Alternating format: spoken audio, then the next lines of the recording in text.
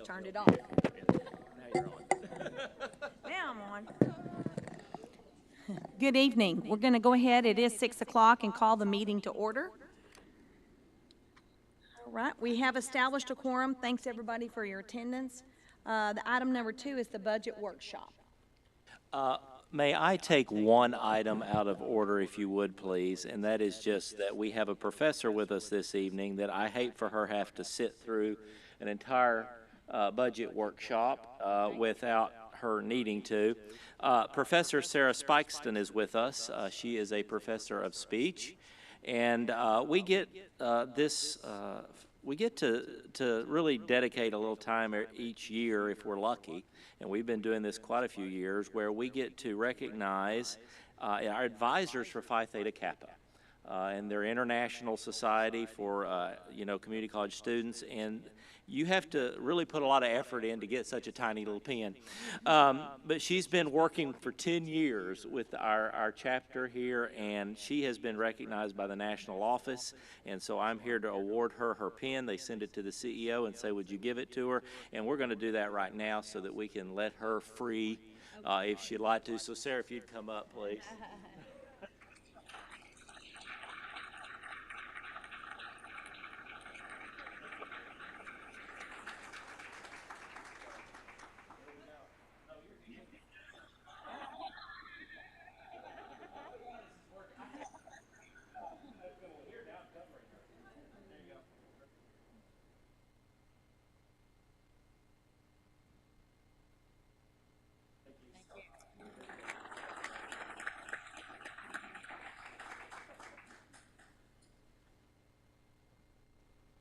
When I saw her early and on time, I thought, oh my goodness, she may like us to go ahead and recognize. So just as our starting point, of course, this is the budget workshop for the year, and Dr. Miller and I kind of team up on this with several others. But I remind the board of just a few things. This is not a committed to budget yet. This is why this workshop takes place. There's a lot of negotiation, a lot of conversation. It is been sort of strange the last few years to attempt budgets with House Bill 8's fluctuation of monies, but we're in very good shape there. I told the board last meeting that we're garnering an extra just under $1 million of state appropriations this year because of our success. And so it's kind of exciting to see that, but it's also difficult to know how to budget. So you're seeing a budget that is very conservative this evening. You'll see one that is not including a whole lot of new items yet, but yet having some important things in there that we've talked about strategically in the past. I wanted to remind the board of one quick thing, and that is we have been placed in a different category of peer colleges. And so in the past, you have always seen that I have presented you a data related to all the large colleges in the state. So you've seen Blinn on there, South Plains, others. The state now has mandated our peer institutions, and they have followed that with the comptroller's regions rather than what we are accustomed to through regional centers or state-affiliated higher ed entities. So these are our new peer colleges. We are being compared to Dallas, Grayson, Weatherford, Tarrant, and Collin.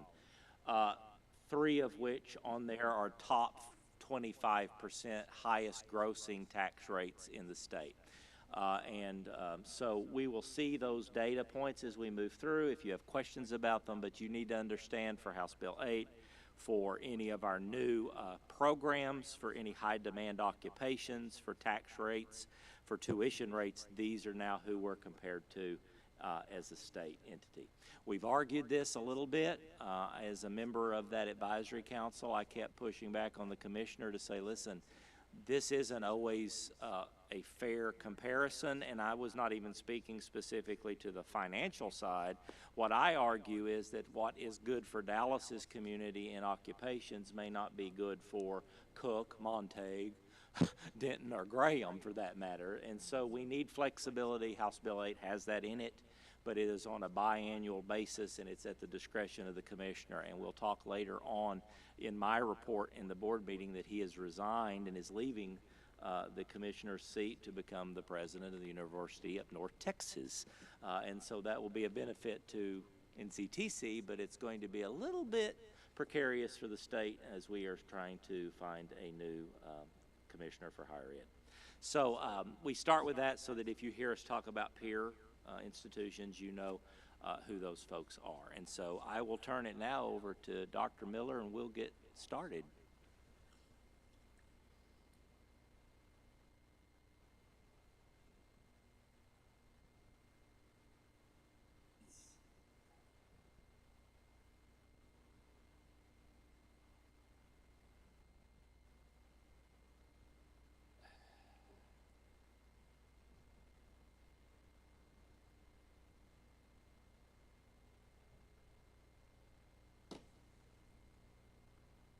Most of this material, there's all kinds of material here that is part of this packet. You received it a week or two ago, so feel free at any point in time, stop me if you have questions, comments you want to make. That's in your packet that you have. Feel free to do that. And also to piggyback on what Dr. Wallace previously said, I appreciate his comments.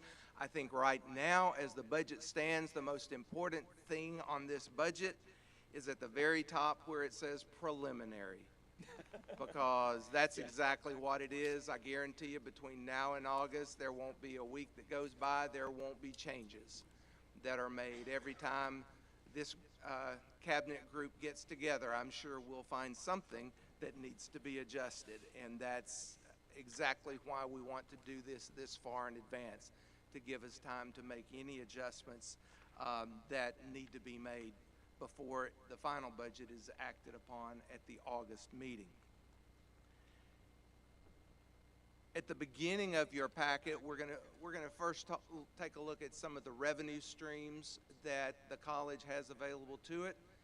And initially, we're gonna start with tuition and fees, and there's some data points here related to, first of all, our historical trend of tuition and fees. And most of you probably recall that at the March board meeting, we did vote to increase tuition rates for the upcoming year. Essentially, we were going up $7, total tuition and fees going up $7 in district, going up $17 out of district. So this just puts that in perspective over the past 5 years. There are additional spreadsheets here that will show where our tuition rates rank among the community colleges in the state. We always like to look, as Dr. Wallace said, at our peer institutions, however we may choose to define them at the time. But what you see from the rankings based upon the last data we had was last fall. So, of course, these rankings do not include our increase that's already been voted on, but just to be fair, it doesn't include any increases that other schools may have voted on prior to the upcoming school year as well. So we won't be able to update those ratings until after the school year begins. But as you can see from this chart, our in-district tuition ranks places us at 22nd in the state of Texas out of the 50 community colleges.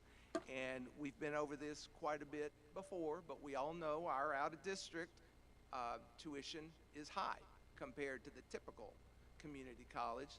Goes to our unique financing structure and some of the challenges that we have because of the makeup of our tax base versus our service area. So on the next page, you see that our out-of-district rate at what has been 195 places us at 8th highest in the state. But I will say, I recall when I arrived here 5 years ago, we were 5th. So it has dropped slightly. Mm-hmm.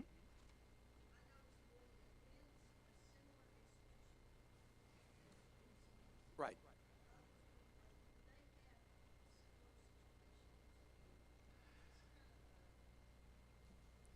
Well,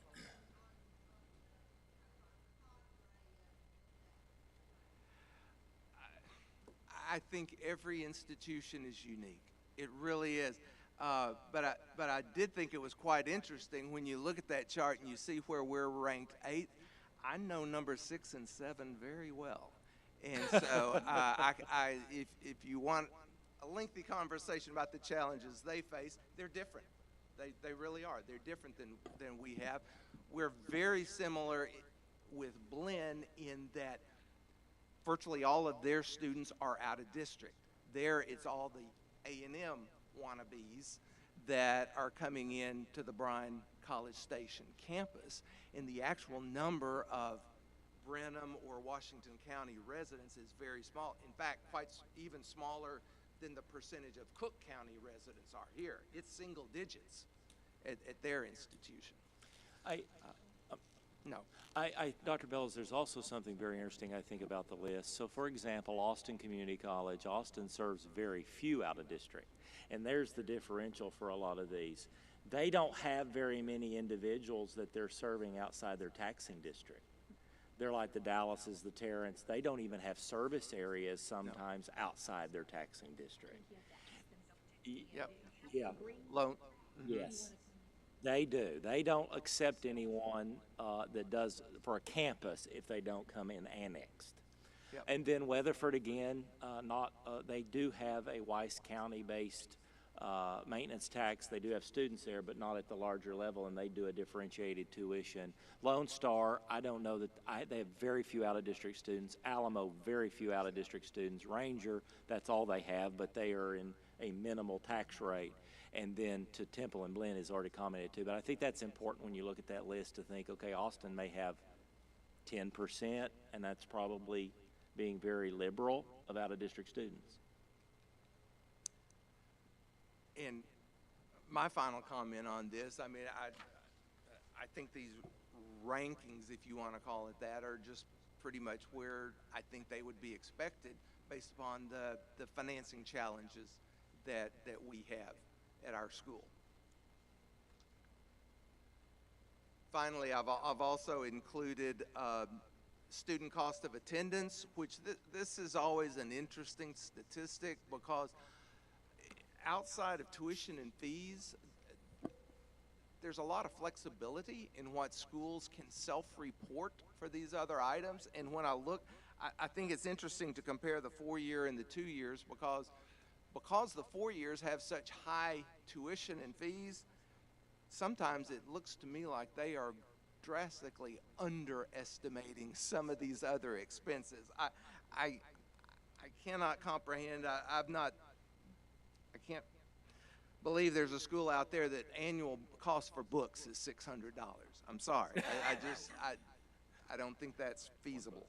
But if you look at the community colleges, we have relatively low tuition and fees, but then some of those other charges in many cases are very comparable to the universities. The cost of living, in many cases there's not that much difference if you're living in a community going to a community college as opposed to going to a local 4-year university.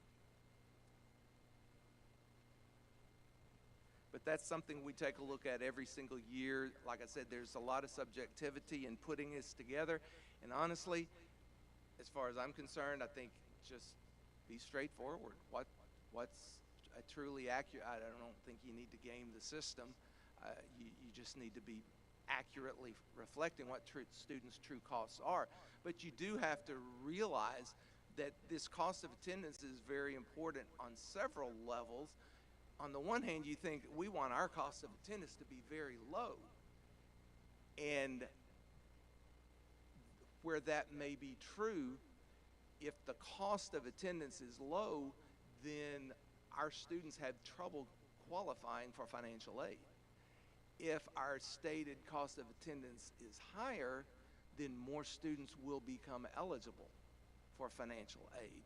So you have to realize that there is that impact that your cost of attendance is going to have on students. So again, I come back, I don't think you try to game the system, you just try to plug in what you think are the most accurate and defensible numbers that you can put in these categories, and And I do think it's important to check your local or your area colleagues to make sure you're being somewhat accurate and not selecting numbers that are out of range with what your colleagues are reporting.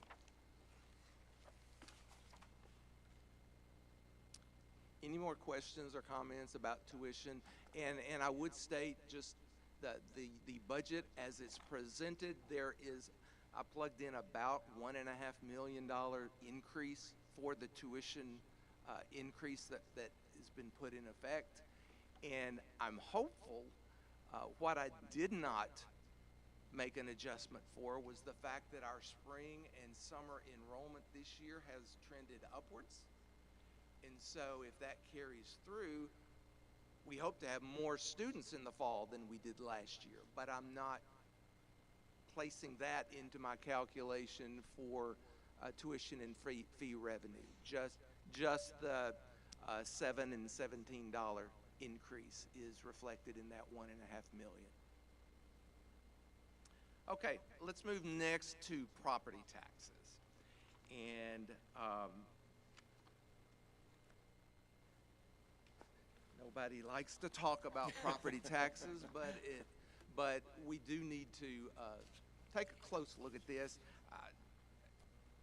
This first chart just simply shows that any taxpayer in Cook County, when they open their tax bill, the lowest thing on their tax bill is North Central Texas College, because this shows all the taxing entities in Cook County, and our rate of 0.0886 is the lowest of all these entities, including the county, city, ISDs, and the local hospital.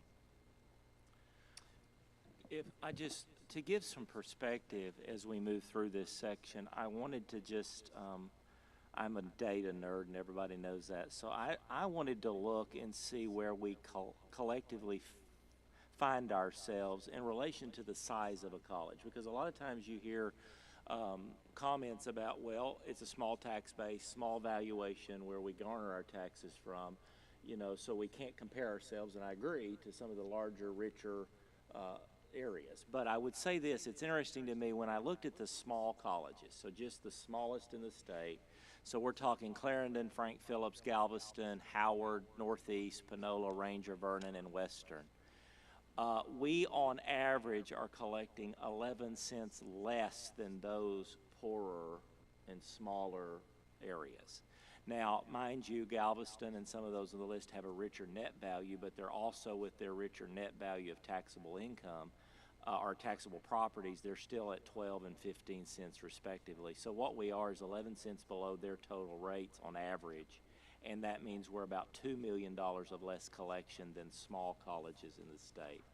When you look at medium colleges, we are about 6 cents below that collective rate, but we are 14.6 million below what the average middle-sized college. So we're talking the Kilgores, the Lees, the Odessas, the Temples, the Trinity Valley in Athens, etc.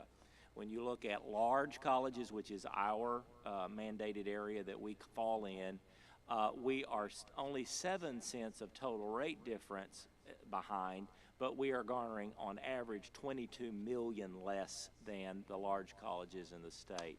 And then when you look at the large, it's hardly worth the effort because it is such a rich comparison. It's not really a good one. But if you're looking at some of the very ones that are in our peer group now, you're looking at a 2 cent less overall rate than the average and a $231 million less taxes levied on average. So our peer group now, like Dallas, collects $424 million a year in taxes. Our peer group with Tarrant, $277 million. Our Collin, $156.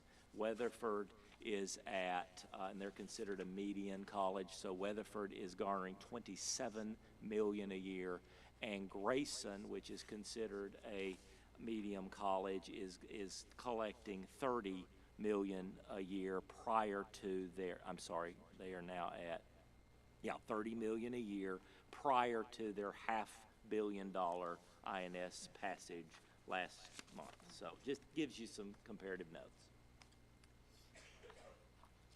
The next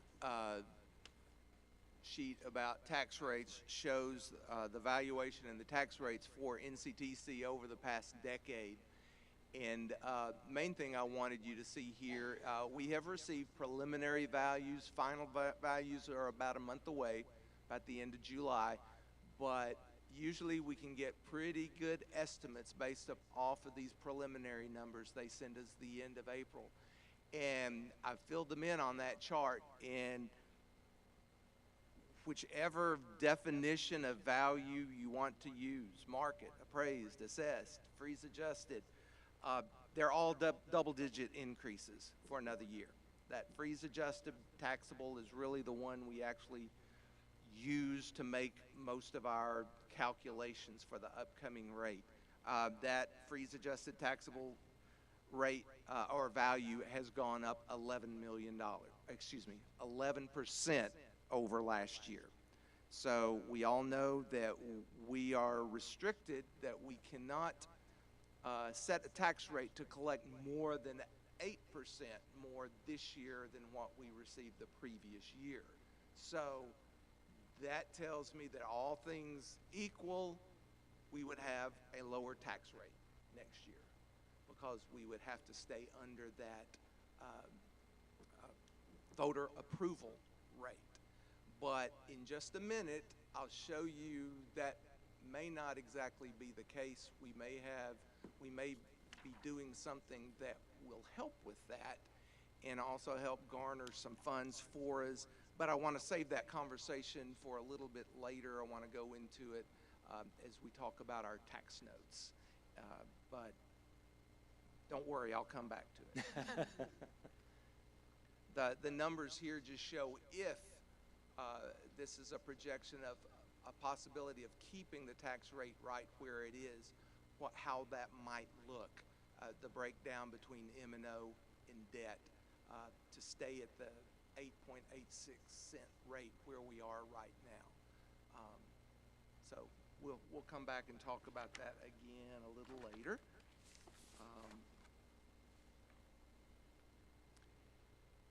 And this is just a graphical representation, including that proposed split I just talked about on the far right. On the next page, we have our values for Graham, and for some reason, Graham did not have quite the increases that we showed here in Cook County. I believe that represents about a 6% increase in the net taxable value, but still a substantial increase. And when we get the final numbers, we'll be looking at, I would expect the last few years we've just tried to go up as close as we can to the 8% increase to help support that tax rate. As you can see, it's no longer at a nickel. It's down to just about 4 cents. So with their values going up 6%, I could foresee us bringing forward a tax rate for Graham that may be slightly higher than that 0.0404, but not significantly higher at all. And you know, I remind the board and even ourselves, for years they were passing a 5-cent max, and that was the agreement we entered in when they entered that ISD. The problem was laws were passed post-agreement that doesn't allow them to go past the same rollback you're restricted by. Because Graham for years said, we'll always give you the 5, but they just aren't able to now. Without an election every year, they'd have to go out. And so that's why you're seeing it reduced at all from the 5 cents. But the way it's set up, we are able to collect more revenue, right, even though that rate may be going down because of the increased property values. And proud to say, Graham is self-sufficient now with the revenue they garner for staffing it, and so that's a compliment to that community. You know, we've thought about that in the past. Is that based on student growth It's based on some tuition and the tax rate they're bringing in, but mainly it's looking at the operational expenses, and then the few staff that we have full-time there, it begins to balance out with their tuition and fees and then that. that answer your question?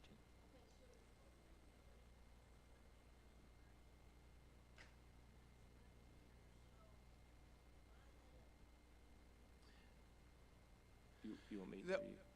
Well, I can tell you the spreadsheet that we keep on the budget, there are a couple of extra columns out to the side, and whenever we have expenditures that are directly tied to that one campus, we put it over in the Graham column. And so we keep track of all of our budgeted expenses that are going to Graham, and the same way with the revenue, which is primarily the property tax. So when we're creating the budget, we look at that to make sure those are in sync with each other. And they are. Yeah, and like Dr. Wallace said, there were years ago when the revenue wasn't, you'd have to stretch it really to claim there was enough revenue there, but now there's no problem with that. And it's because of the increases in property taxes there. So we have not done that by campus in the past. We've done it based on where we collect taxes, and the reason we haven't done it based on the campus is because there has been on multiple occasions legislation that wanted us to be, and I was a part of the pilot study under Representative Rainey out of Bryan College Station, and I reported back to him several years ago. The legislation has been talking over numerous times about saying that what you generate at a campus, non-taxed, all funds generated need to stay there. So getting that information becomes public information where you see a profit and loss margin for them, and we've chosen not to do that. We can, but we chose not to under the Rainey request because what it showed was all the generated revenue from Denton County in his law would have stayed in Denton County, every bit of it. And then we would have shown a loss in Cook. And so we've just not tracked that, but we can. And the historical context is that was referred to as the Rainey bill because he was in Bryan. He was on that end of the blend conundrum that they have with all these out-of-district students and very few in districts that they were wanting to guarantee their share of money was being brought in Bryan, and it was staying in Bryan. And then it led to the conversation the next session led to a conversation of board representation for non-taxed areas. So, yeah. And so we we can track that. We've done that, but we've tried to not, we focus for sure on those areas paying a tax to say, yes, your tax dollars are doing what they're supposed to. And that's how we focused. Correct. The next few charts go into what Dr. Wallace was touching on, our tax situation compared to our colleagues across the state. We do have a very much unique type situation there. You see on the first one, compared to the overall taxable value, we rank 34th in the state at $6.8 billion of value. The actual M&O tax rate is third from the lowest in the state. Only Blinn and Ranger are lower. And then the third comparative sheet is the total levy, which looks at both the valuation and the tax rate. And there we end up being in the middle between those other two rates at about 39th in the state.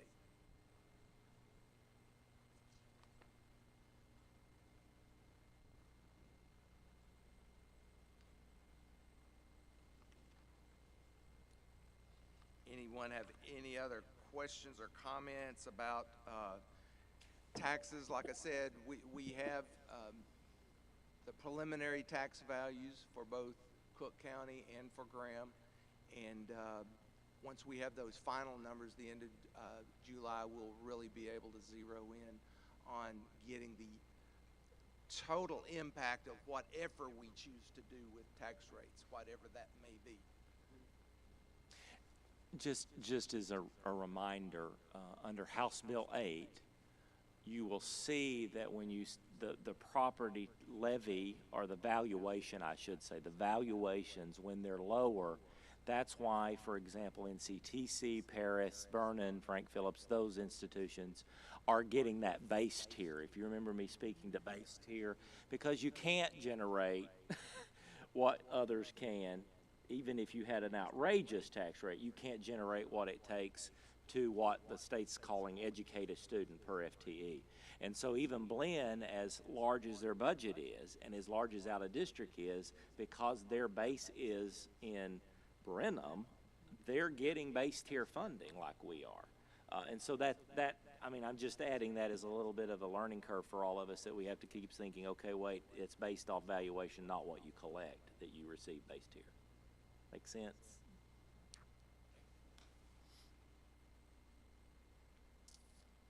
Okay, the next and final source of revenue that we're going to take a look at is state and federal government.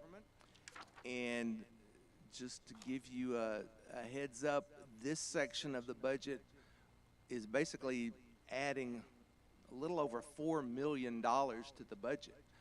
We're looking at, first of all, state appropriations, which you have a chart there. Just like last year, we are ranked 22nd in the state as far as the dollar amount that's being received. But more important than that, that number is just under $1 million more than what we have been receiving this year. So this, we were so worried about the second iteration, or would it be the first iteration, after House The Bill? first real iteration. Yeah. You know, they said it for us last year, and we liked what they gave us last year, but our concern was, would that grow? Would we fall back? Were we going to sustain that level of funding? We actually went up almost $1 million based essentially off of success metrics, predominantly. So that was very good news and very, very favorable, and we're very appreciative of that. That increase, there was a little base tier increase, but to Dr. Miller's point, it was outcomes, but it was also, interesting enough, outcomes based on occupational skills awards and certificates. And so that's where we saw the majority of the growth. The academic transfer, the dual credit was fairly flat, which is very reasonable, but in case you wanted to know, the growth was in those fast track kind of fast moving programs. And then finally, on the federal side, most of our federal dollars end up coming through federal financial aid programs. And this is just a chart showing the last few years. I do not have the current year. It hasn't been finalized yet, but I can tell you with certainty that when we are able to post 2024 numbers, it's going to be larger than any other year that's listed up there, because I think our current numbers are just slightly under that 21.6 million for last year. We still haven't concluded our summer financial aid numbers, and fully expect that to be up probably close to 23, maybe even $24 million when we get to the end of the year. I really think one reason our federal Pell Grant numbers are up is the Red River Promise Program. Every one of those students have to fill out financial aid forms, and as a result, many of them may not have realized they would have qualified, and they did qualify. So those numbers are up. There's changes we're expecting in the coming year to expect the number to go even higher next year. So definitely a positive impact, and it is having a positive impact on the budget, but I do want to point out it is truly an offset. If I were to plug in $20 million for Pell Grants as revenue, it wouldn't impact the budget, because I'm going to have to put $20 million on the expense side going out to students for those payments. So there's an offset there. So as I said, we've got $4 million increase between our state appropriation and federal financial aid. And I know when you look at the overall size of this year's budget, it does show there's an increase of about $5.7 million. Over half of that 5.7 is strictly due to federal financial aid. Absolutely.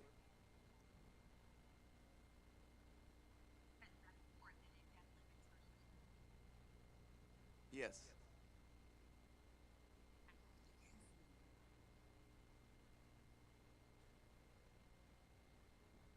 Exactly.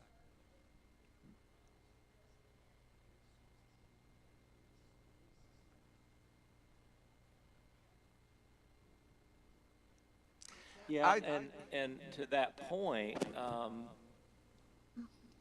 you know, and Debbie could elaborate, it's a very tough time for fundraising. It's just a very difficult market, and you know, I'm preaching to each of you understand that because you each have roles and other nonprofits that you're trying. And so one of the things we would probably do is begin to look at how do we sustain it both through foundation but still with institutional dollars, because the outcome of those students is more meaningful and returns value to us more than necessarily the initial investment. Even if we shared between, you know, the college still budgeting some dollars toward Red River, the completion is there, the retention is there, and it pays us back in the end. So before we, you know, would ever let that die or be less impactful, we would look at how can we budget the difference as a college, because its outcomes are there. And I would also tell you that 2 years ago when we started Red River Promise, we had some COVID dollars from the federal government that we actually received for lost revenue, because our enrollment dropped. So once we received those dollars for lost revenue, we could use them basically any way we wanted to once we earned them as lost revenue. And we placed $3 million aside essentially for an endowment separately, and said I remember the conversation at that time was maybe that might carry us for 4 years. And then at that point, hopefully, we had giving endowments at the foundation that could then pick up that expense.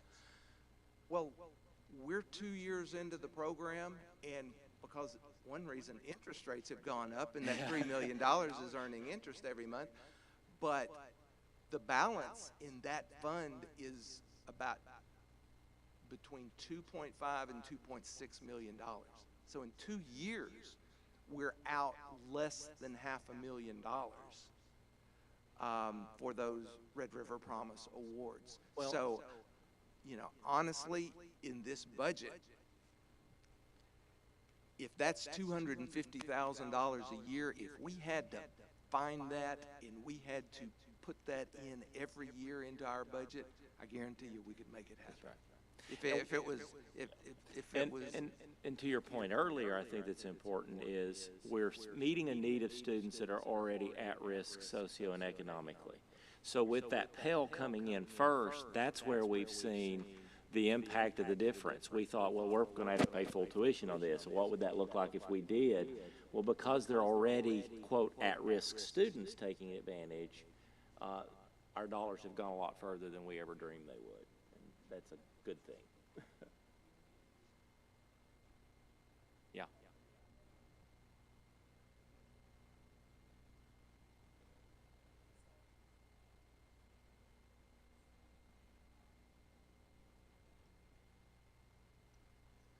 Right, Yes. right. It's still, we want to race. Yeah.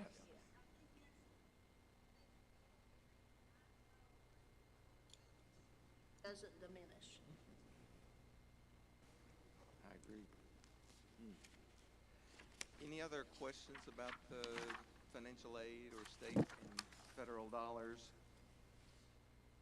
Because because next we're going to move to expenses. And when it comes to expenses, about 50% of the budget is salaries and benefits. So that's what most of the focus at this point is going to be on the expense side. I would start off by telling you that the way the budget is presented now, we have factored in a 3% cost of living raise for all full-time employees employed as of March 1, I believe, is the magic date. So those numbers are factored in here. 3%, that's not quite inflation rate. I mean, we all know the last couple of years, inflation seems to be coming down somewhat, but it's still much higher than what we experienced there for quite a few years. So just wanted to put, ever since I've been here, we've kept track of this, and it's just interesting as the years go by to look and see. But because of the cost of living, we always, want to make every effort to take care of our employees and help them keep up with that cost of living. And to Dr. Miller's earlier comment when we began, this is still a working budget. Absolutely. We are still looking at, is there a way to maybe increase that percentage for the final outcome? We're trying to be very conservative this note, hear from the board what kind of directives and things you may want us to spend or do. But there is some things we've even considered, to be very transparent with you, some form of longevity addition to a base of 3. So in other words, if a person's been here 15 years or 20, we've looked at some of that data to say it might be an extra flat dollar amount or something. But we wanted to make sure minimally we get a 3% in there, but there's still an option for us to kind of look at that in the next few months before we finally present to say, could it be 3.5 or could it be 4 or something along those lines.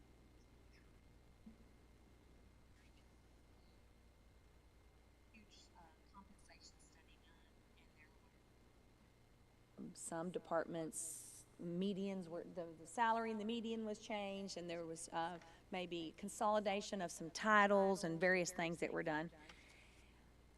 How often is it appropriate for us to reevaluate all individuals so that we understand the impact that might be happening to the, at one time it was, we kind of gave less compensation. We felt like our compensation wasn't quite where we needed to, so we went to hours that weren't quite 40 hours a week. We don't work 40, but we get paid for 40 in some in some job classifications. Then there was a time, or now, we take off on Fridays in the summer. I'm not saying I'm against any of that. I just wonder what kind of impact and study have we done in order to ensure that we are competitive with other institutions, as well as are fair to our employees, but are also, ensuring that the college is fair, getting treated fairly also. So we're really good at each time a position is vacated at evaluating the continued need of that position. So anytime someone resigns or quits, we go back and HR looks at the PDQ again to say, is that really what that job was doing to start with, or were they doing less or more? You will find that if you were to look over the last 5 years, we have not filled a lot of positions that we believed as they were exited. They just didn't serve the same need they once did. As for the 40-hour work versus 38 versus even some colleges in the state that were at 36, that has been considered a benefit added package similar to your health care, your vacation time for a lot of colleges that originally couldn't pay at the level others were. Okay. But is that something that most colleges do, or just we do? I mean, Yeah. The 40-hour work week is not common. Is common now. The 38 is not common, and the 36 is very rare. But I guess of those that it's common in, are we, how do our salaries compare, or our hourly? Well, it's Our, And I'm not our asking you to- salaries are gonna be very competitive to some and not competitive to others. For example, Frank Phillips, Clarendon, these small colleges I mentioned earlier all have 40-hour work weeks and don't pay well in comparison to us.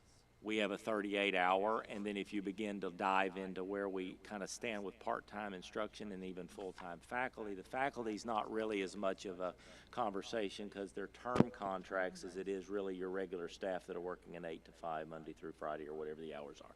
We've used it for years as an incentive to say you don't work the 30, and so we would really have to study that. We'd have to look and say, I would kind of like to see that study, wouldn't you, Carla? Yeah, I'd like to see it, just to make sure that we're competitive. what would you want to see? Who's working a 40-hour versus the 38 and their competitive Well, no salaries names based per on se. that? No, No, I'm not no talking names. people. I'm Just- talking okay, colleges. Okay, yes. Peer colleges. And then, yes, Okay. yeah.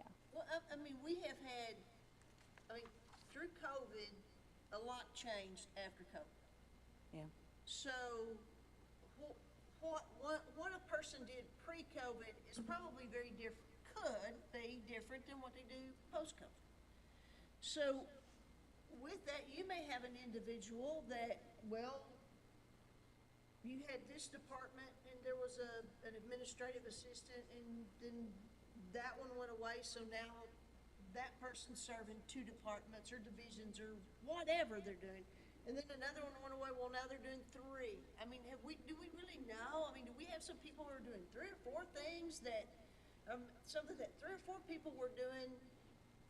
And, I mean, have you really, I mean, I think after COVID, it's probably time to reevaluate, you know, the work week in number of hours, the benefit. I mean, Workload. do they have ample time for a personal day, go to the doctor, go take care of their kid, or what? I mean, do they have Elderly ample parent. time to do that in a 40-hour week, or does it need to be a 30-hour week so that they can do that because of the miles or the this or the that? I mean, just evaluate those positions and the service that they provide to the college.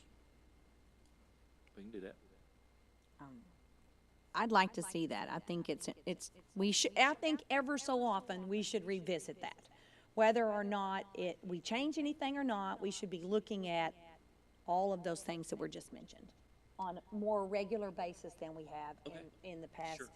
20 years. What we have done and what we did do is we now have thoroughly exhausted the PDQ, good job descriptions. We have that was not really in And existence, I would evaluations. say.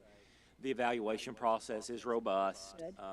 Now, I will argue in any company, any industry, any higher ed, that there is never continuity in evaluation, ever. It is just because some are more stringent evaluators than others.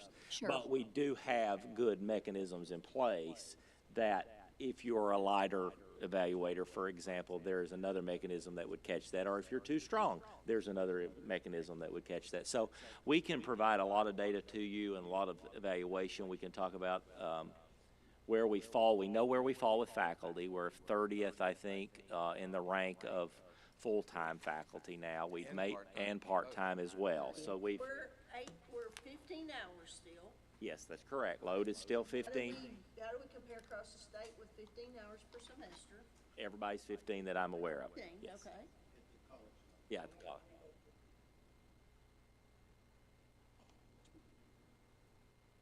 I just think now that it's post-pandemic, it's time. I Well, we don't haven't know done how it. I don't know, often, when did we but- do that last? It's been a while. Well, we did the compensation study, but what you're asking for is less about a compensation study and more about a benefits study, if you please.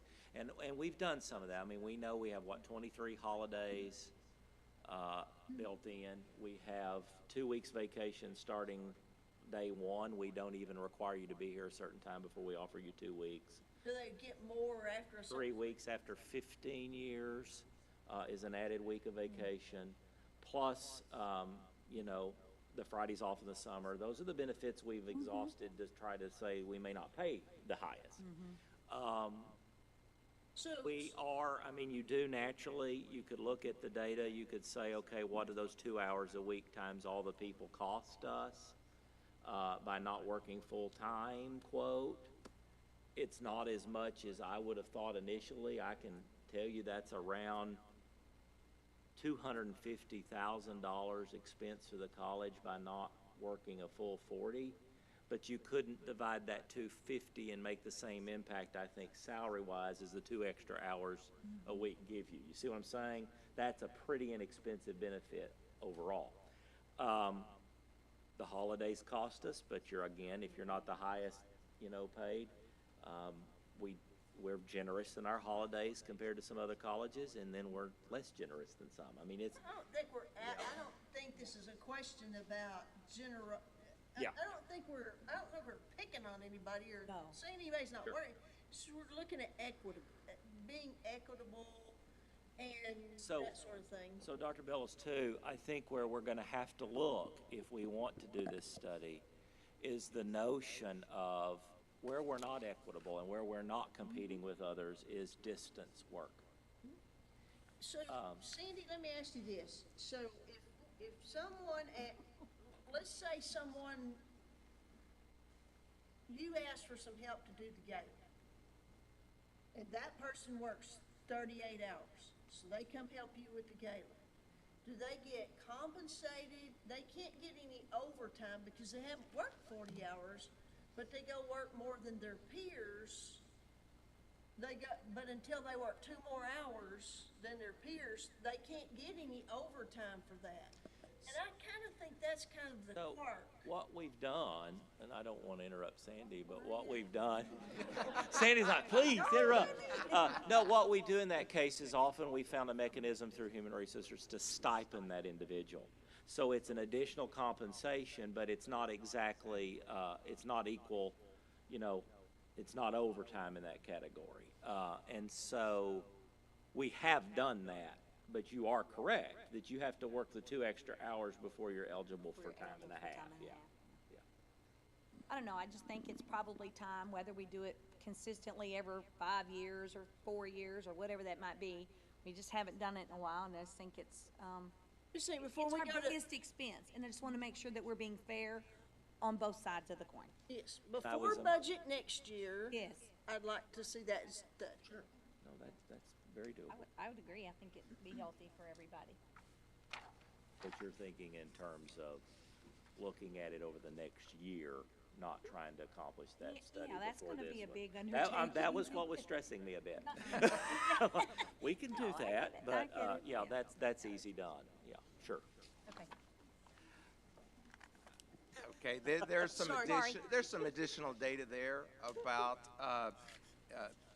instructors' salary, full-time, part-time, the amounts that are spent on benefits, which I always like to include that for people to realize that, yes, we have about 20, I think our full-time salaries are about $23 million, but we also have almost $7 million of expense paying out for benefits in the form of health insurance, retirement, and things like that. So I think that's important for people to know.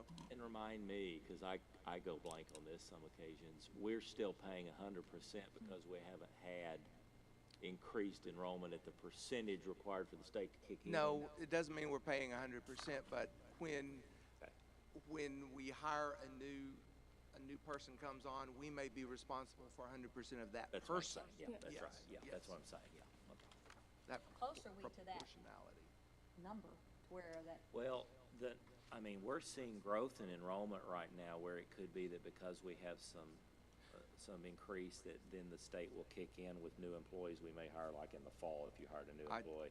You I might would see a ex- percentage. I would expect Yeah. we should be reporting increased numbers of students for this past year. and that might. So that means the state will cover more of those out-of-pocket. Good. Yet benefit another reason that costs. we need increased enrollment. Exactly, exactly. And then finally, there's some good charts there toward the end of this section about the number of employees that we have, both full-time by location, by faculty versus staff, things like that. Essentially, what you'll see is since COVID, our overall full-time staff numbers are quite low. I think we had a high of 412, and we're now at 386. Is that the trend we're still pushing toward? We actually went up 3. If you look at that chart there, we went up 3 last year. So yeah, well,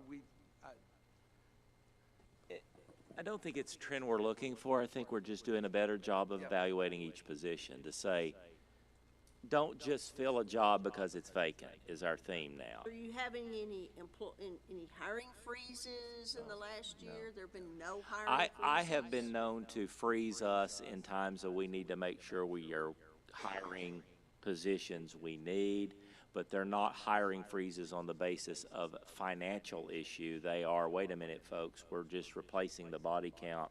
We need to make sure we really need those positions rather than just fill whatever's vacant. But we are trying to fill everything that is, and again, it goes through the process of it. Do you really need this position? Do we really, if it's the same position it was 20 years ago or 10 years ago or 5 years ago?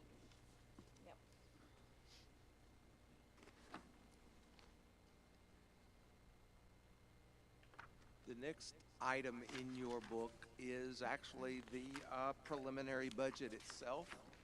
And since we've reached this point, I want to circle back to the discussion I had earlier about property tax. And as the budget sits right here, there really is no impact yet on the budget of any change in property taxes. And the reason I did that is because what we are proposing is want your permission to offer tax notes, which is something we've done previously, a little over a year ago.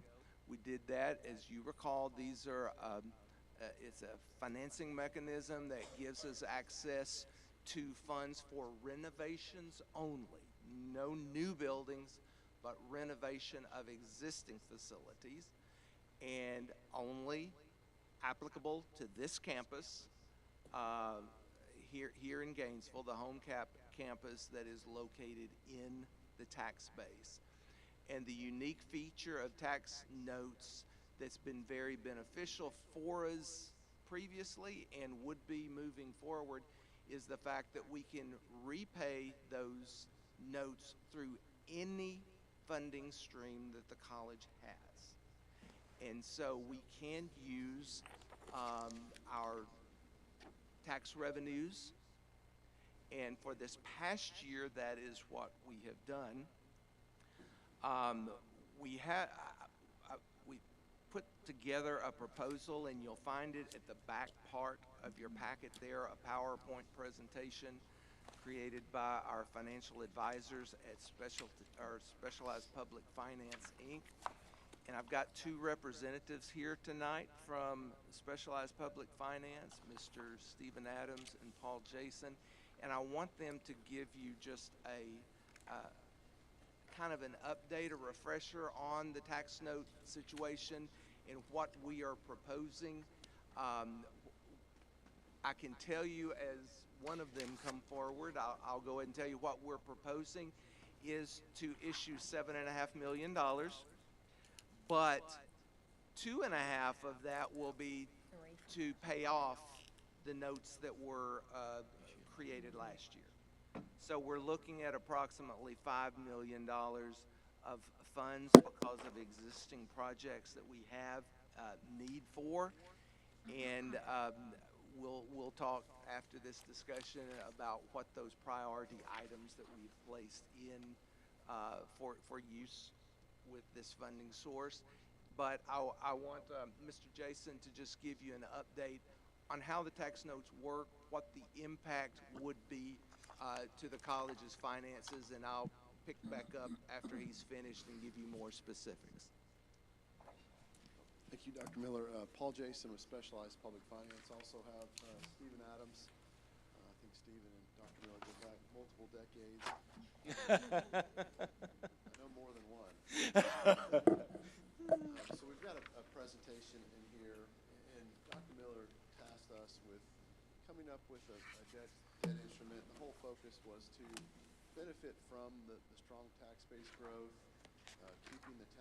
stable.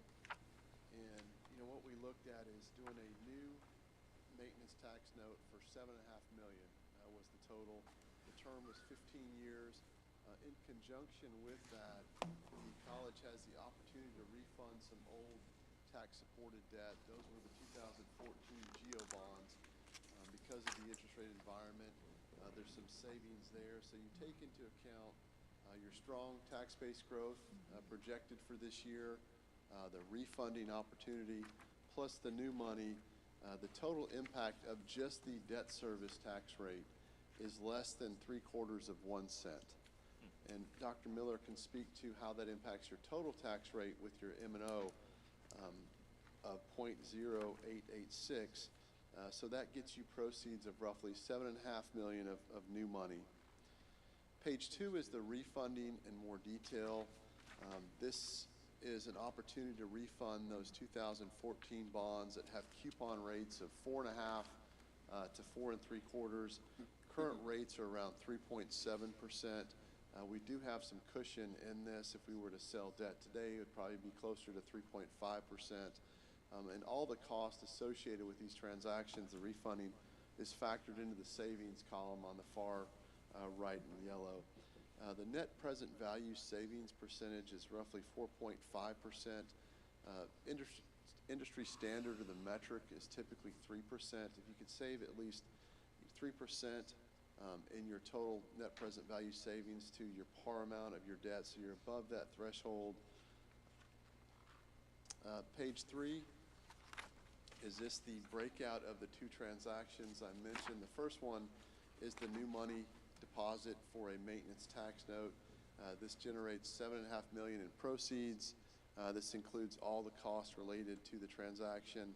And then the refunding bonds, we need roughly $7 million to pay off those old bonds. There's some existing cash on hand in a debt service fund, and based on the market conditions, we could probably generate a premium. So the par amount of that bond issue will be 6.7 to pay off those old bonds. Page 4 is a proposed financing schedule. If this board chooses to move forward with these information items tonight, we will put a transaction together and come back to you in August.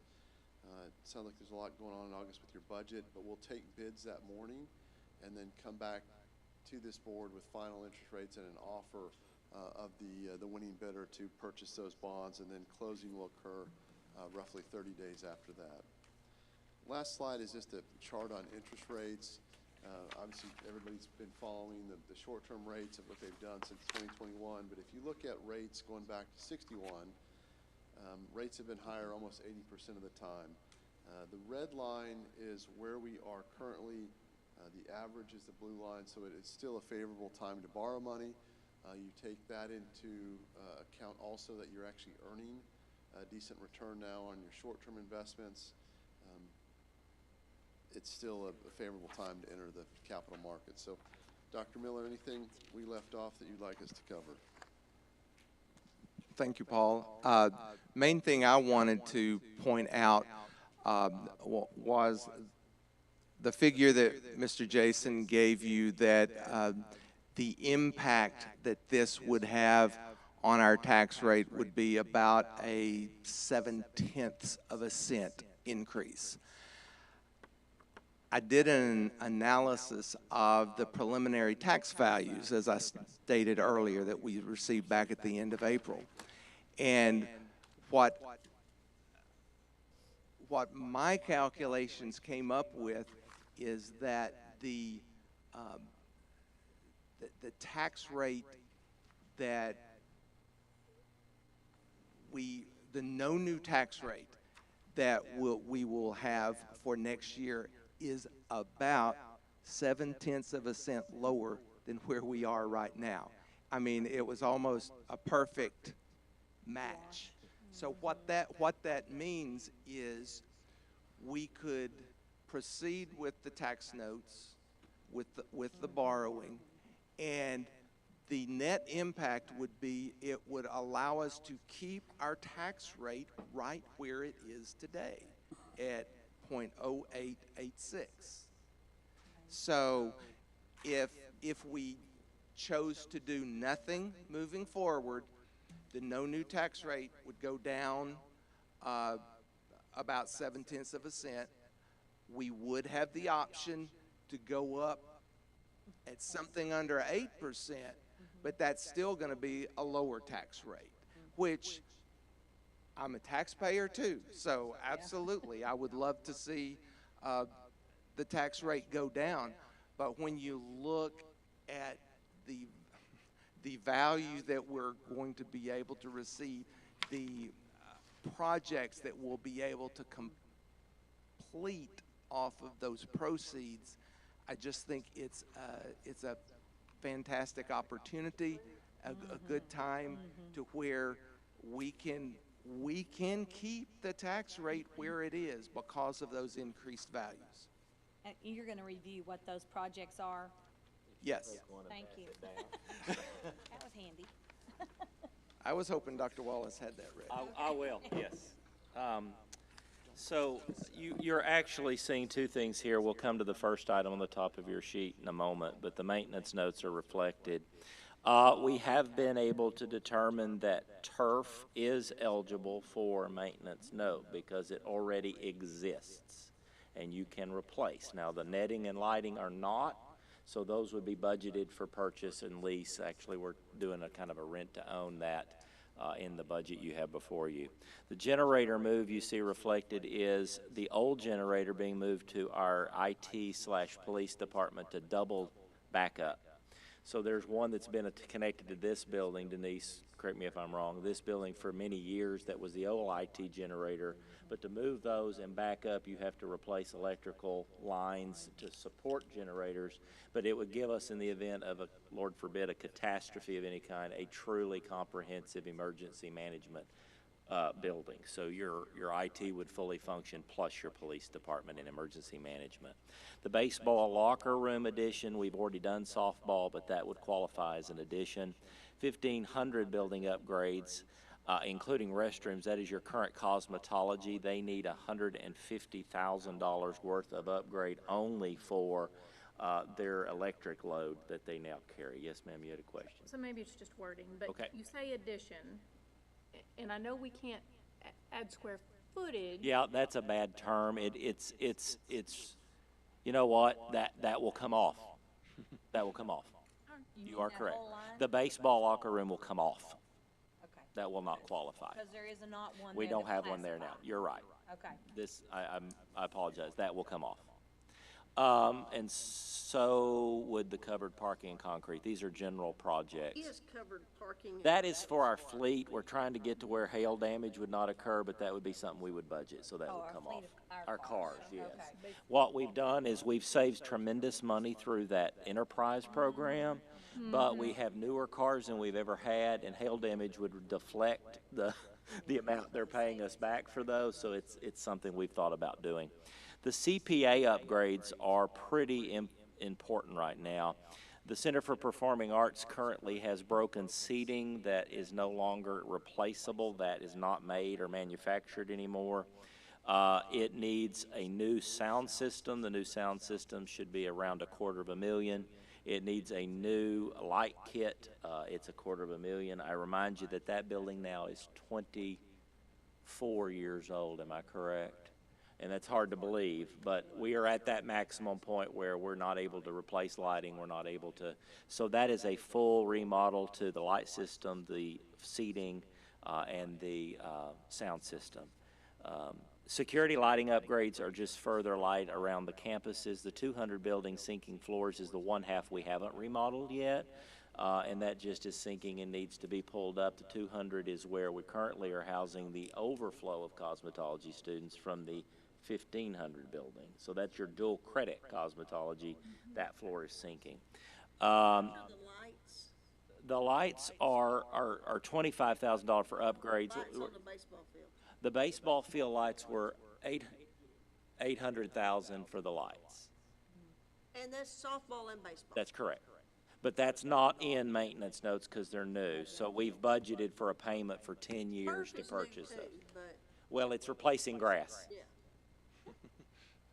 according to the legal advice we've received. The 100 building, continuing to just upgrade and finish that project here. If you've noticed, we're in the middle of that. And then the library restrooms really need upgrading, so there's a $300,000 piece for that upgrade of those restrooms that are now, I believe that building is 30 years. The library's 30 years What's old. the library used for now? It is a combination of course, the library. It is a learning community, I would argue. Our students are really involved there, and Robin's here, she can attest to that. It's I didn't also, mean that as an no, insult. no, no. No, it's very much a learning hub. You have your books, you have your materials, but the librarians are doing a phenomenal job of engaging student learning there. So you also have the Success Center there. You have tutoring in there now. You even have Trio in there now. So we've made it more of a learning community, I would argue, than your typical old library used to be. 34 years old, yeah. Wow. So those are our current lists, so, you know, around 5 million there, and it would fluctuate. We would repair that and go out accordingly to what that would mean. So, And the CPA, are we adding additional seating? No. Good, because No, it's so nice no. to be able to walk in front of somebody when somebody's sitting down and not have to have the whole We've- line get yeah, up. what- It's very nice. What we've actually looked at is increasing that width a bit, because it wasn't actually what it was intended when it was built. And we might lose just a couple, but giving a little bit. We have talked about too, one of the concerns I've had is if we could take the steps out of the CPA and make it a floating. Oh, yeah. We've had a because we lot of people handicap accidents, fall yeah. and- Yeah. So, but it has that. Yeah, I agree. that. But that is what we have currently on our list, but we're open to any, you know, further conversation. One of the things, too, I would offer that we need to be thinking of, I believe, is how long we utilize maintenance notes before we go to the community. And you've heard me say that before. I think this is very frugal. I think we've been very conservative. But you're going to see a need. We need expansion to industrial technology programs. We need expansion, in my opinion, and better facilities for even the cosmetology program. We are growing in EMT, paramedicine, health science, to the extent that the Health Science Center is not going to be able to maintain increased LVN and RN students while at the same time having room for paramedicine, fire. We're going to probably need to build a facility by maybe thinking in 26 that is dedicated just to fire, paramedicine, emergency responding. And I think that's something that you would hear the administration move forward to say, let's go to the voters for that if you're willing, because it's instructional. Well, I And think the community would definitely Yeah, yeah. support health sciences, because it is so important to Well, our. and we also have the police academy that's Yeah. come to us. I That could be think in that that's- facility as well. But that's what we have on our list right now. You want to talk about the dorm? We can't, do you want to? Okay. Please yes. do. So here's also what is built into the budget that we are very excited about. Thank you, Mr. Jason. One of the things that we know is the future of this campus is a dorm. Bonner has reached its perhaps last few days. It is just at its end, and some of you have been in Bonner, you're like, we will attest to that. Bonner was built in 50, or was it 62 or 57? I want to say 57. I thought it was fifties too. 70, okay. So, but if you were born in 1970, you're years old. It is communal bathing. It is a plumbing disaster. It is now when they shower, it sets off fire alarms. It's gonna be fantastic since I have a kid living. I mean, it's very clean, but it is at its limit. So what we were projecting originally was a 200-bed dormitory space for $20 million. The actual bid cost study would say that we could probably now, since we did that to the newest cost study with the inflation of cost to construction, we're actually at 164 beds, would cost $23.7 million. Now, let me say this, we would still only ask for $20 million as a revenue bond, because some of that dollars, the $3 million, is like FF&E, the furnishing. We believe that by budgeting what we've already budgeted, you could use, until you're making that payment, you can use what you've budgeted to purchase some things in the interim between the time the payment actually becomes due and working on it, if you want to highlight that. Well, Yeah. I was just going to say, I I made a subjective, best educated guess, and I just plugged in $20 million, 4.25% for 25 years. It came out to debt service of just over 1.3 million. So I have plugged 1.3 million into this budget. We won't need it yet, but it's there and it's holding its place for the following year's budget when eventually we would start making those note payments and need those funds. So that dorm would consist of 57,000 square feet, 164 bed, 3-story to be placed, where the master plan that you all approved a few years ago would be, which is behind the Health Science Center. That site development, that's the additional parking, sidewalks, and minimal required landscaping. You can read the rest of the civil fees, but that's a pretty exhausted. Now, that being said, there's also a pretty hefty contingency that we would do our best and are pretty good at not using. We are not bid alternate kind of college. We try to avoid that. So that could go toward purchasing some of the FF&E if not utilized. So this is a little bit of an inflated, but you're looking at $353 a square foot with that cost. We're hoping that time we actually bid and got to it, we could get in the 320s.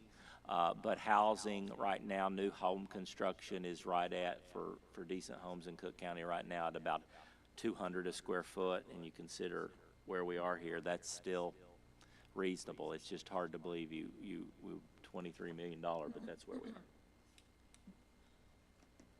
Questions? I know it's been on our radar for a long time. So here's what we're running into. We're consistently denying students access to dorms.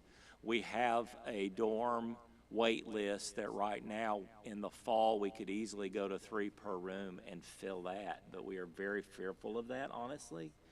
But we're turning students away. And we're not turning out of town students per se. I mean, there's a misnomer, I think, that people think these are all non-Cook County. What we're seeing with Red River Promise is an increase of even local students that mom and dad want them to live off campus but still be a little bit close to home for management.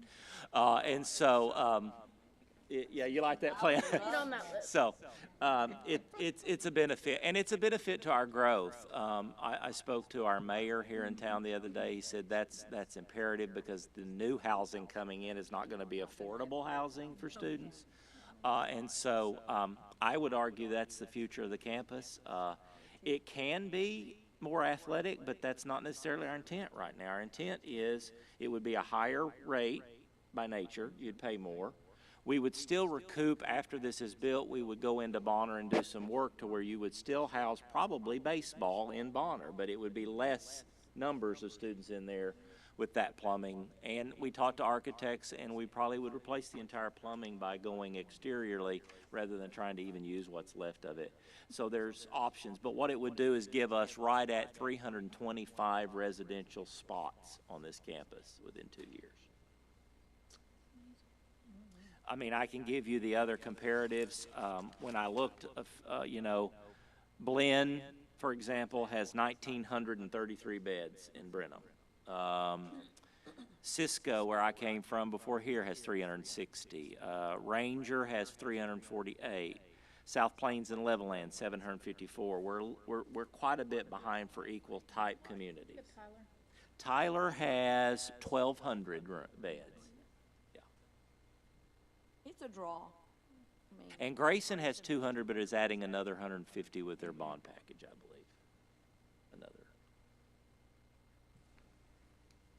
So there's no decision by the board this evening. It is a kind of a, do you like that direction? Do you want us to continue to move that direction? It is in the budget, the payment for that dorm. But before you finalize the budget, we wanted to get your opinion on these kind of projects and what your thoughts are. It's a placeholder. It's a placeholder. It's there if we choose to go that direction. So we're open. thoughts, comments? What did the building committee come up with, John? We've talked about this. I still always just am curious what the I mean, dorms are usually a loss leader almost. So I just would like to see a little better study still on what it's really gonna cost us a year above. If they're really gonna pay for themselves, or if they're gonna, if there's an additional cost per year, what that really looks like. And if, Right.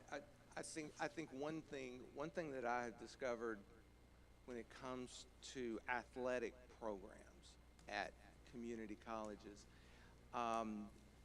the key to athletics being a financial positive for an institution is having sufficient space for not just the scholarship athletes, but those walk-ons that can come and pay their own way to try to make the team. And we're in a situation now with our scholarship athletes, the vast majority of the people living in the dorm are receiving some sort of college award to pay for it. So it's almost like the college is paying itself. But if we have sufficient beds that we can attract walk-ons, those are the people who will be paying the full freight, Yeah, be paying their own way. sure, I get it, but what's the pro forma? What's the pro forma really look like? And what- Well, and we can give you some of that in detail. And is there is there a phase-in, or is it all or none, or? I mean, Well, there's an option up to 20. You could say, could we do a 12 million? Could we do a 15? For 12 million, I think we were able to receive 100 beds. Here's what we can also do is you can't be in a dorm unless you're full-time. So I think there's a completion dollar associated with students that are in home. So when we have them residentially, we could do a study and show you that their completion rates, because they're captive, are higher. So the state appropriation revenues coming in on that side are good and generate revenue for the college. But you'll never, I mean, I'm just being honest, you'll never be able to justify a dorm as a profit loss, because they're always a loss till they're paid for. I mean, at every university, every college, you have to look at the full picture to say, okay, we've got now 150 students living in those. 50% are now paying for that dorm, plus they're taking full-time college load, plus they're completing at a higher rate. That we can look at. I know from as long as I have been on this board, has there never not been a waiting list? I mean, one time there was more people we reported in the dorm than we actually had beds. So we were like, okay, where is this half a body or this whole body that we have over there? So I just know that there's definitely a demand. And if you look and you consider other colleges, it is definitely something that what you just said about the walk-on scholarship people, there are people that will come if we are able to recruit, but we gotta have the facility to recruit them to. Well, what are you, are you still wanting to add all these other teams? Are you baseball, softball? I think we focus on the teams we have first. Okay. I think we look at what walk-ons, for example, the baseball coaching staff told me recently, they said if we had the space, I could get 12 to 15 full-paid students overnight to come to the team. The intent of the dorm is not to add to athletics. I think we need to make sure we understand that. That is not our intent. Because that was the original Yeah, intent. and it really isn't. It's to add to the availability of fair market kind of value housing for students. Those could be, and because what we would ultimately do is Hayes would become a whole different approach to where you might be able to even offer that for a young married couple or single moms or some of those things. Bonner becomes a dorm for an athletic team because honestly they're not paying. You're going to get the older setup. That's the way it is everywhere. But the students we're turning away are not athletics. We're having to meet the non-paying requirements for the athletic programs we already have and turn away the paying student because we have to provide that for NJCAA requirement where, if we had a dorm, a student goes, that's still way cheaper than, say, Liberty Apartment or somewhere else.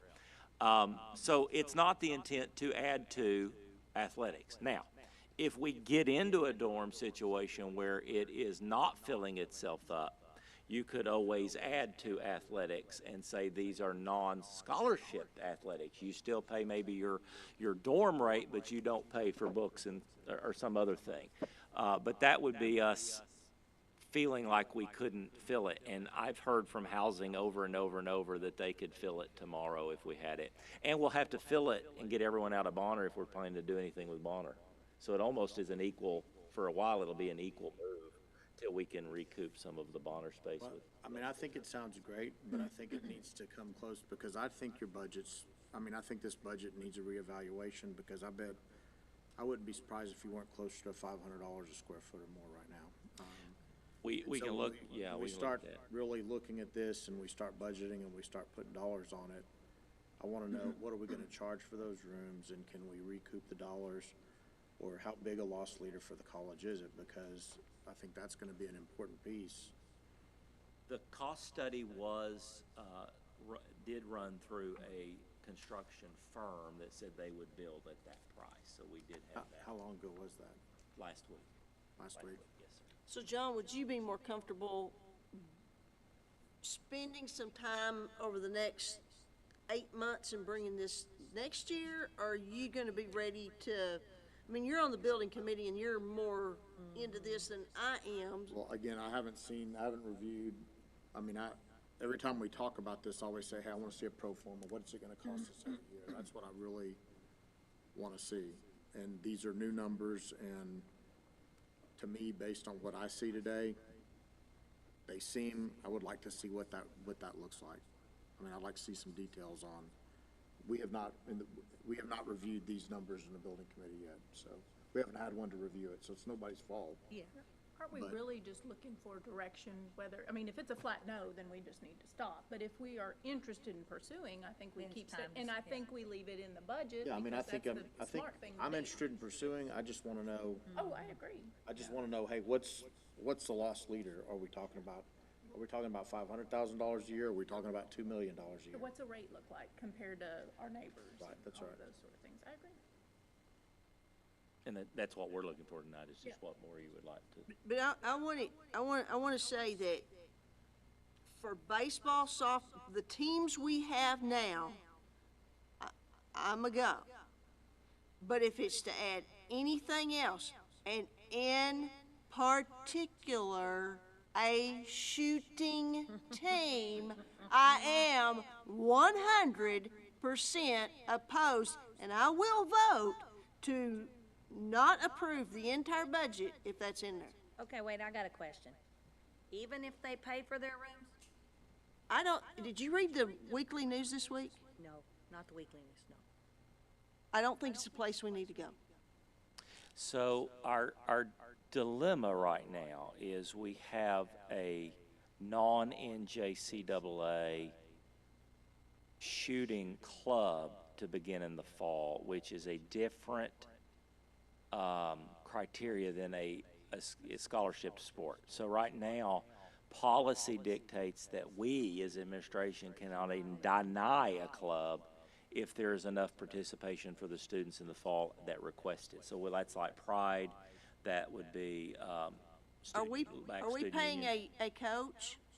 Are we buying a box of shells? Are we buying a t-shirt? No, it would be that the students themselves would have to raise all the money, because it's the same fundraising as like Black Student Union. Excellence Fund, and they would fundraise for themselves. They would have Okay. an employee at the college, an advisor, similar to Student Government Association and any other established club. Just be really cautious. If you didn't read the weekly news last week, read it. It's just not a place this institution needs to go.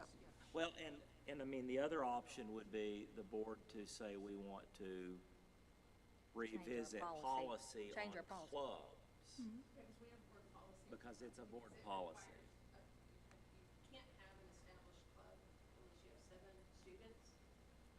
A staff liaison. Have a constitution and have complete guidelines, so I think before that actually gets fully established, we would want you all, or us to bring back the information about what board policy says for student organizations for that, and I think we could actually look at other Texas institutions, community colleges that have those types of clubs, or even some out of states, because I know there's some in Oklahoma, and then some, just consider your close proximity to Denton, Texas before you go there. The other, for example, another club is esports, and esports Sure. is, Yeah, right. you know. That's a whole, Yeah. that's not, Well, and I don't know. I would have to check. I mean, it would be you changing the policy in order to not violate your own policy is our dilemma. So you'd have to change the policy on club sports to disallow a shooting club. if we just quit encouraging it, probably would go away. Well, we've got, I mean, I can see that, but it's very much got momentum for some of the community in Cook County, it does. But it's a divided, you know, thing. You've got half that would be thrilled for it and half that probably aren't thrilled at all. Sure. Sounds like normal politics. Exactly. Yeah. But I mean, I think to that point, and I'm not sure where I stand on the shooting club. I guess I need to read the article she's referring to, but I don't think a club I have is big a problem, but I don't know. Again, I need to read it. If you'd shoot me the article, I'd Yeah, love to see it, but. Well, the article had to do honestly with the shooting range for the Sheriff's Department and their practicing and where they wanted to locate that. Was it Hood? I got you. Okay. But I do think that we need to decide what these dorms are for as part of the, So the Because dorms that's- are not for student clubs because you don't well, incentivize but, student. I mean, what I'm saying is that Dr. Miller was talking about sports. We've talked about 3 or 4 different things, so Yeah, hey, what are we really, I think we need to figure out what are these dorms for? Yeah, and- What are and- they, I mean, all those things are gonna be important in the pro forma of the dorms. And can we say, oh, you're a member of this club and I so don't you think, can't. I don't think we can do You that. can't do that, right, exactly. But see, also we have to realize that we cannot disallow a concealed handgun by a dorm person. We can't. And so there is a law on how you exercise having it, but we cannot disallow anyone from having a concealed weapon in the classroom. They can't have them in the dorm, but they have to have a lockbox kind of criteria for that already exists, and we already have that now. The real, 21, right, 21. The real dilemma will be how competitive does North Central Texas College want to be with our surrounding colleges? And we cannot compete in Gainesville without a dorm. We Yeah, cannot. I agree, Yeah, I agree. yeah, I agree. We just can't. I would support leaving it in the budget and then let's go. Well, we can bring a whole lot more data back Yeah, yeah. before you finalize the budget. And the building committee, start with them and You bet. definitely see how they, Oh, yeah. shakes out for them. Okay, any other questions or comments about anything in the budget? That's all of my presentation / conversation. No, good work on the budget though, and great questions from the board to ask about Thank you. where things stand. Okay, Any, sorry. so our final question would be if there's any other direction from the board about something you didn't see presented or something that you said, we wish we would see this in the budget, anything that you would want us to look at adding or subtracting for that matter. It looked like athletics went up $500,000. That's that payment on your lights. Okay. And your netting, yes ma'am. Well, I think from the conversation that we had at our, planning meeting that we, our workshop, I think you took the direction and have done your best to incorporate as much of it into here as possible. Yeah, so I think it's Oh, we're, moving in the right direction for sure. And we'll vote on this in August, is that what you said? August meeting, correct. yes. August meeting, Okay, yes. all right. We'll have all the funding from the standpoint of evaluation to apply Correct. the tax rate Yes. proposals and everything. Okay, very good. All right, ready for the next? I would make one more comment before we leave the workshop time. And I can't remember if I mentioned this last week. There is some entrance charges from the legislature to eliminate property taxes in the state of Texas. The Senate is currently studying the elimination and what it would cost the taxpayer to eliminate all property taxes for school districts, ISDs, and eliminate them altogether. It would make the consumption tax 16.5%. Okay, that's what I was gonna ask. But it is there. Now, I was in a meeting with Glenn Hager himself, and he said community colleges are not in that mix. It is primarily aimed at the independent school districts, and that they are the largest tax burden to the community.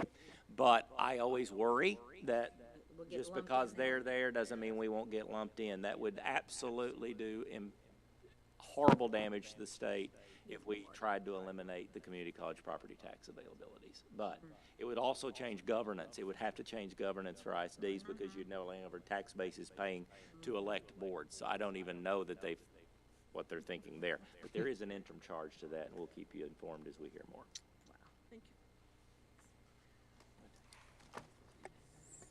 Do we need to take a quick break, or anybody? No, I don't. Anybody? Huh? Yeah, it's Yes. not a lot. Not gonna be much. Not a lot, Long. yeah. Okay, all right, very Just good. didn't want y'all not to have, if you had to go. All right, so the next item on our agenda would be the citizens desiring to address the board. Sandy, do we have anybody? Okay, thank you, we did not. The next item would be the reports. Dr. Miller, would you give us the financial report, please? Yes, this will be quick, only 1 month, month of May. The only one item I wanted to call to your attention on these is on the very first page, the statement of funds. I want you to know that I've been watching for several months now that board funds committed for projects, building security. I realized, last month you took action on agreeing to spend some board reserves. And so I went back and started looking at this and said, that building security line item hasn't changed for several months. Went back and checked with IT and checked with Denise.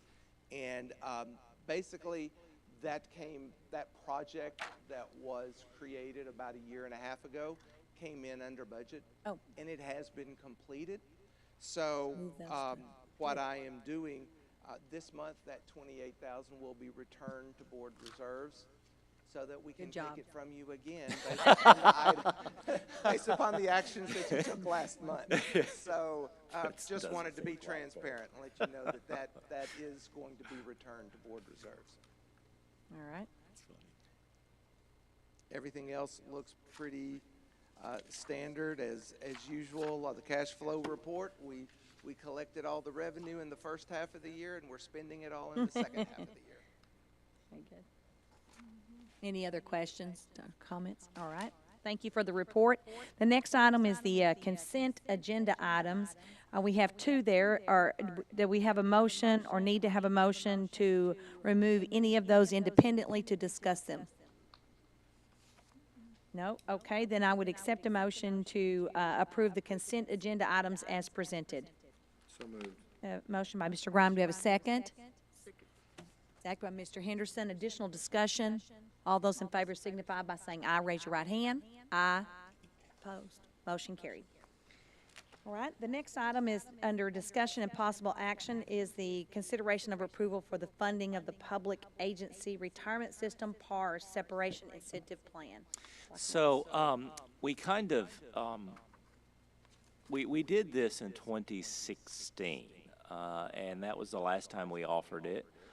This is really, I think it's important to understand that the separation incentive plan is not a forced retirement, because we actually have one participant that is not retiring but just choosing to take the plan if you all adopt it and do a different career path or different institution.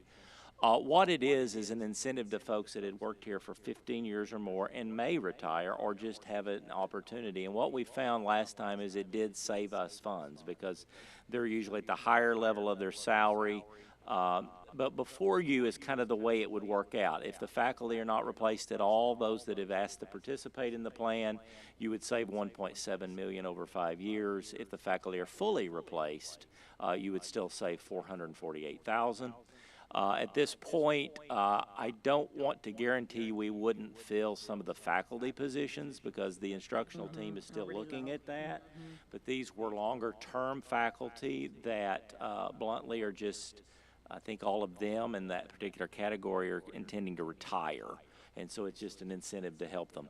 The administrative the one administrative and professional person would save us $487,000, and we will not replace that position. That is already determined. And then the administration also would not replace the classified staff at this point, which would also save us. So the total savings for faculty that aren't replaced is 2.6, but overall, if the faculty are all replaced, we would still be able to save around 1.3 million over that plan. Right now, the board, we have not paid for these services, just so you're aware. There's been no cost. You only pay a fee if you adopt the plan, and they manage it for us. They met with the individuals until the very end. We had no idea who was interested or not. It has not been pushed. It's just been, here it is if you want. But we do recommend that it is a cost savings. It is a benefit to some of the faculty and staff that would like to participate in it. We have 8 participants in that full system. And we would recommend that if you're willing, that you would go ahead and be able to let us proceed with that plan. I have one question. Sure. What does it cost us to do this? They have not, we do not have an exact figure yet, because the company is going to base it upon the college's savings, and some of that savings will hinge upon if the personnel are replaced or not. And so they're waiting final word from us to get, and I don't have from the last time that this was done. The last time this was done, we had $63,000 a year fee, but A year? for 5 years, but we saved over the period of time, was it 1.3 million for that at that point? It was justifiable that we still saved money. Basically, they're getting paid a percentage of the savings, and I don't have. Are these people going to quit anyway? Not, some of them might have. Some might have, yeah. but I doubt all of them would have. Here's my point. NCTC pays great benefits. Better benefits than anybody else just about in this region. I mean, it's just hard for me to vote to give them more money. I mean, or more benefits. I mean, I realize we're saving money, but they're probably going to retire anyway. And look at the benefits they're going to get when they do retire. And I'm not trying to. I don't have a clue who these people are. I probably like them a lot, but but the point is, you know, it's just hard for me to justify this. It works better when more people participate, so it That's is a the low point. number. There you go. There is always a concern, I think, that people think there's a purpose behind it. There wasn't. I had been asked by staff to consider offering it again. We did. I would argue it is poorly populated, the numbers that took place. I was disappointed in that no more people didn't entertain it. We choose to recommend it because we believe those people would like to have that benefit, but it is up to the board whether you pass the incentive plan or not.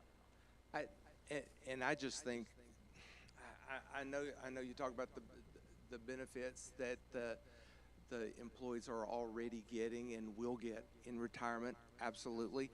It's from a totally neutral standpoint, though, is the positive effect it does have on the budget.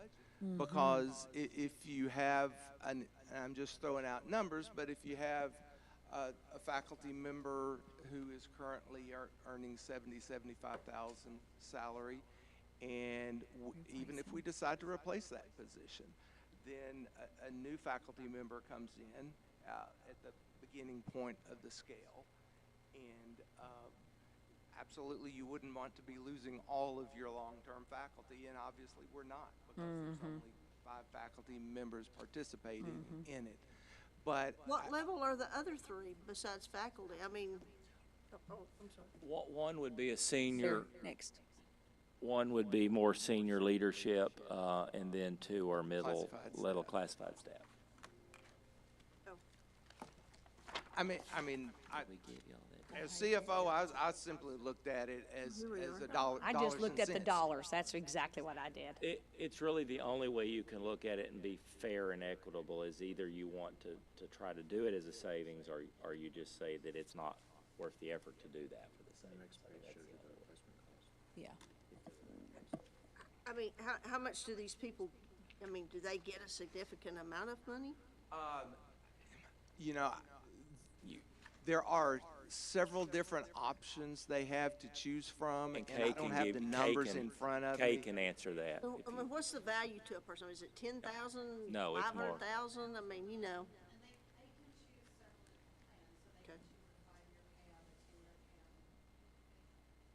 payout. Okay. Some of them you might have over, you may have some that are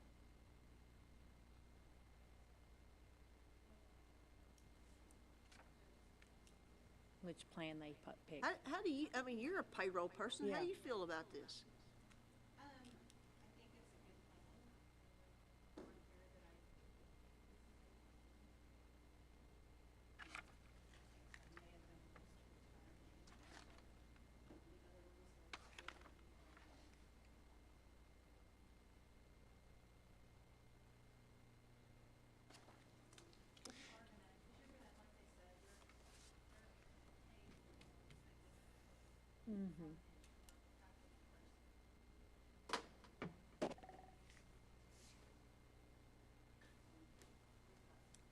Is this projected amount, what is that column on our sheet? What? We have the names of people, and we have a final payout, and we have a projected amount. Can somebody explain that? The final payout is what compensation in totality they would be getting, but they chose option 2, for example, which that is what the- projected per month. Per That's what that month employee increase. gets. Okay. So the Okay. projected income would be, the final pay is, that is their current salary. Yeah. That they have chosen to get an additional year of salary, but they've chosen option 2, which the projected pay then would be that dollar amount. Per month. Per month. Yeah, I gotcha. It's a 75%, I'm sorry, of salary, yeah, right. I mean, personally, I just looked at this as straight, is it a savings to the college? And I remind you, we don't do this again until it's paid for. So last time we took actually way more years, but it takes 5 years for us to pay for the plan and to make it worthwhile. So you never see this again for 5 years minimally, because we don't want to, we have no desire to double up. Or as an maybe never, administration. it just depends Or on the- never, or yeah. I may- mean, just depends. honestly, it's been interesting to me, and I'm not trying to make any enemies here or anything, how many people wanted and are interested, but then how Didn't few take it. signed up. Because I was just, I was approached on more than one occasion, would you offer it again, would you offer it again? I said, we can offer it or look into it, but then we didn't have the amount of participation I would have thought we might How have. many participated the last time? 9 last time, I believe. We don't have a history of 8. participation equal to other colleges that have offered it.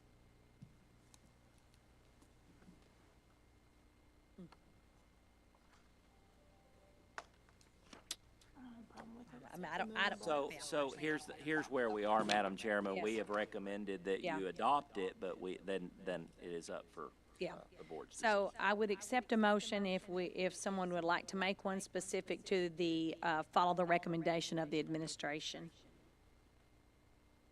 We have a motion by Mr. Henderson. Do we have a second? I'll second. Second by Christy Morris. Additional discussion. All those in favor signify by saying aye. Raise your right hand. Opposed? One opposed. Motion carried. Thank you. All right, the next item is executive session, and we do have to have executive Very session. brief one with Okay. no decision to come out. It's informative only, so Okay, I and would which not. one of these do I need to? Technology. Okay, so we'll have an executive session. It's specific to, let me find a security, this one? Okay, section 551.076, deliberations regarding security devices or security audits, section 551076 and 551089. So, So I wouldn't think everyone has to stay. There's no decision. do you want the cabinet to say or no? I just need cabinet and then, in addition, Glenn, please. Okay, all right. So, it. thank you, everybody. If you want to stay, you're more than welcome to. We'll be finished as soon as we can. Informative. I Y'all have don't to